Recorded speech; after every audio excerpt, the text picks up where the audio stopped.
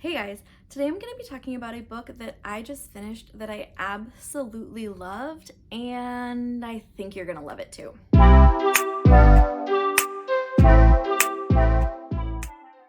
So hi, my name is Talia. I love books, I love bandanas. I'm so glad you're at my channel today. When I was browsing NetGalley several months ago, I found a book that was advertised as being for fans of Addie LaRue. And I loved The Invisible Life of Addie LaRue. I thought that book was amazing, one of my favorite books from last year. So of course I put an immediate request for this book and I got approved for it, and I just finished reading it. So we're going to be talking about How to Be Remembered by Michael Thompson today. So Michael Thompson is a journalist, producer, media executive in Sydney, Australia. This is the first novel he has written. He actually has a pretty successful podcast, which I think is his main way of making his living right now. But let me tell you, the guy can write. And I really enjoyed his debut novel. So this, as I mentioned in my intro, sparked my attention because it was advertised as being for fans of Addie LaRue. For those of you that don't know, The Invisible Life of Addie LaRue is a novel by V.E. Schwab, which I read last year, and it is about a girl named Addie who she basically sells her soul to the devil in order to not have to get married and live like this life that is like forced upon her. So the deal she makes is that she can get out of this situation, but he basically owns her. And she doesn't really know what she is getting into when she makes this deal. But what ends up happening is she is going to live forever, but nobody will ever remember her. So she can be like in a bar having a conversation and then get up and go to the bathroom, and she comes back and like nobody knows who she is. So you can imagine this causes a lot of problems because she cannot get a job because she shows up the next day and they're like, who the heck are you? She cannot get an apartment because they keep thinking she's a squatter because no one ever remembers where she is. So she's just kind of wandering this like nomadic lifestyle trying to figure out how to make things work. And she ends up living like 300 years is like the span of this book. And it's just so good, so deep, so intense, so moving. I loved it. So similarities. How to Be Remembered is about a boy named Tommy. And he has a similar problem to Addie LaRue in that he cannot be remembered, but he cannot be remembered after his birthday. So every year on his birthday, it's like the universe wipes the slate clean. Nobody remembers him. All his possessions disappear.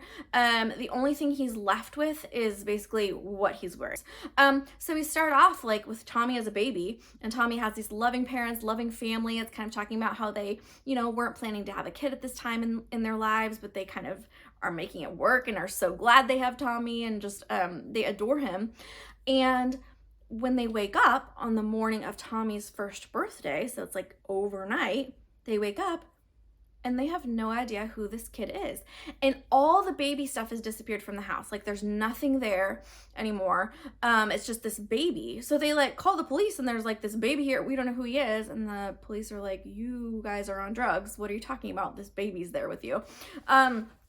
And it's crazy because they have no idea who this baby is, even though they're his parents. It's like the universe just wiped their memory of him clean. So Tommy then goes to a foster home, and the cycle, or it's like this group home. So a whole bunch of like foster kids, orphans, kids that don't have families live in this home. And he lives out his next year in that home. And then when he turns 2, nobody remembers him then either. He wakes up and everyone's like, well, how'd this kid get here? Like he must have been dropped off in the night. And they're like, just trying to figure out what happened. And it goes from there, and Tommy kind of tries to figure out how to deal with this situation he has. And yeah, it's really interesting.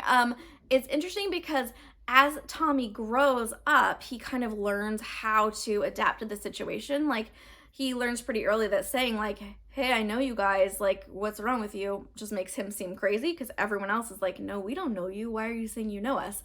So he learns kind of how to adapt and get through the reset is what he calls it.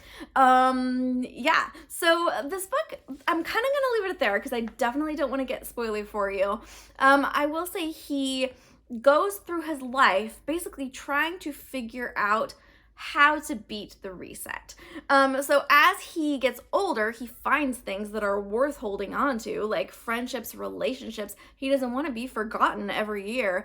And so he tries to plan, strategize, figure out ways to leave his mark and be remembered by those around him. So man, I loved this book from start to finish. I thought it was just so well done. One of the things I liked was that Tommy is such a positive person, even though his situation is so crappy. Like, I can just imagine myself if like I'm going through life and no one remembers me and I cannot form deep relationships, because we all know like relationships with people are so important.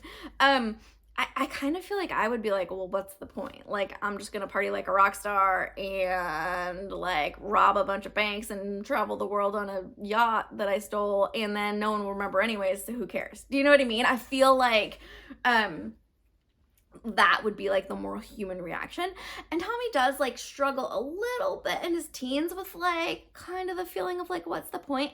But overall, he's so good at making relationships and making the positives out of his situation that you're just like rooting for Tommy the whole time. Like, you like want him to be successful. So yeah, we're gonna leave it there. I think that another thing I liked, and it's more of a contrast with the invisible life of Addie LaRue, is Addie LaRue was a little bit darker, which I liked. Don't get me wrong. The darkness in that book definitely works because one of the main characters, like the devil, is a dark character and not happy, and he's necessary for her story, and how the way he's woven through that story is magnificent. Tommy's story is more not one that he chose or dealt himself into. He kind of explains it as the universe chooses to forget him and he doesn't know why. So it doesn't have like that kind of dark element of like evilness being the reason for his predicament. So yeah, great just lessons in friendship and lessons in not giving up and lessons in how to work hard, because the kid is a hard worker. And yeah, loved it. So good. So if you read Addie LaRue and you're looking for something kind of along those lines with like the universe forgetting you, trying to solve this problem, if you like books like that, I definitely think this is one you should check out. And I am super curious to see if Michael Thompson will write another novel. This one, it was just released, I think in July, so it's brand new out. So you definitely should check it out. I just can't recommend it enough. So I hope you're doing well wherever you are. I hope you take some time today to read a good book or two. And if you're having a bad hair day, just wear a bandana.